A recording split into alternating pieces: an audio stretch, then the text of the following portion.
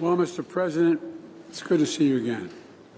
We've spent many hours together over the last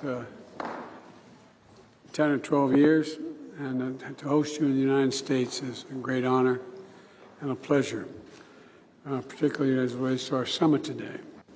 And for the APEC leaders meeting this week, look, this time of year, about a year and a day ago, we met in Bali on the sidelines of the G20. Since then, key members of our teams have had important discussions on issues matters to both our nations and to the world. But as always, there's no substitute to face-to-face discussions. I've always found our discussions straightforward and frank, and I've always appreciated them. Mr. President, we know each other for a long time. We haven't always agreed, which was not a surprise to anyone. But our meetings have always been candid, straightforward, and useful. I've never doubted what you've told me in terms of your candid nature in which you speak.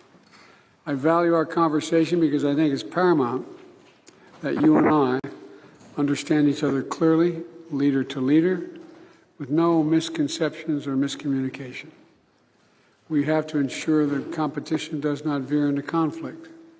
And we also have to manage it responsibly, that competition. That's what the United States wants and what we intend to do.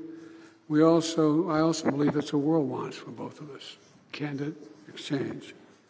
We also have a responsibility to our people and the work in the world to work together when we see it in our interest to do so. And the critical global challenges we face, from climate change to counter-narcotics to artificial intelligence, demand our joint efforts. So I look forward to beginning this discussion, and I welcome you, and the floor is yours, Mr. President. And again, welcome back.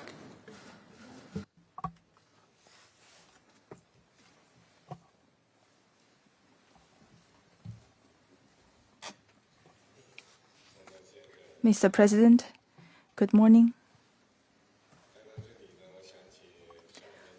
Coming here,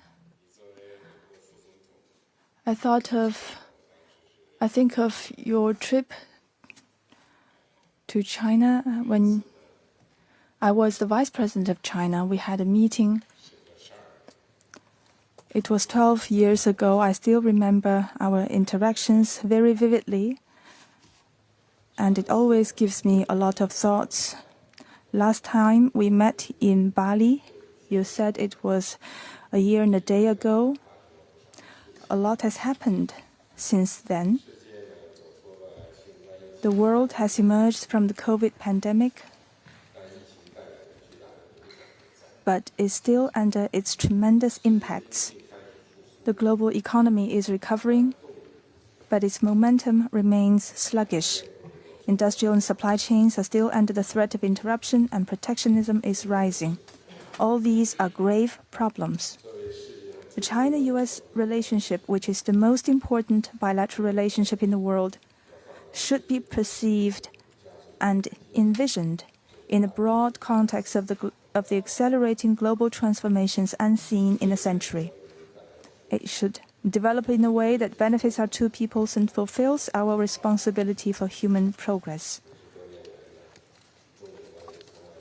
China-US relationship has never been smooth sailing over the past 50 years or more, and it always faces problems of one kind or another. Yet it has kept moving forward amid twists and turns. For two large countries like China and the United States, turning their back on each other is not an option. It is unrealistic for one side to remodel the other, and conflict and confrontation has unbearable consequences for both sides. I'm still of the view that major country competition is not the prevailing trend of current times and cannot solve the problems facing China and the United States or the world at large. Planet Earth is big enough for the two countries to succeed, and one country's success is an opportunity for the other. It is an objective fact that China and the United States are different in history, culture, social system, and development path. However, as long as they respect each other, coexist in peace, and pursue win-win cooperation, they will be fully capable of rising above differences and find the right way for the two major countries to get along with each other. I firmly believe in the promising future of the bilateral relationship. Mr. President, you and I, we are at the helm of China-U.S. relations. We shoulder heavy responsibilities for the two peoples, for the world, and for history.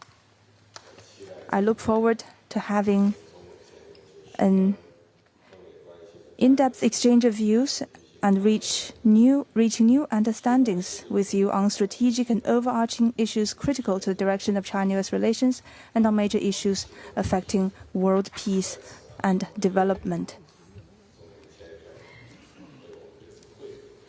I wish to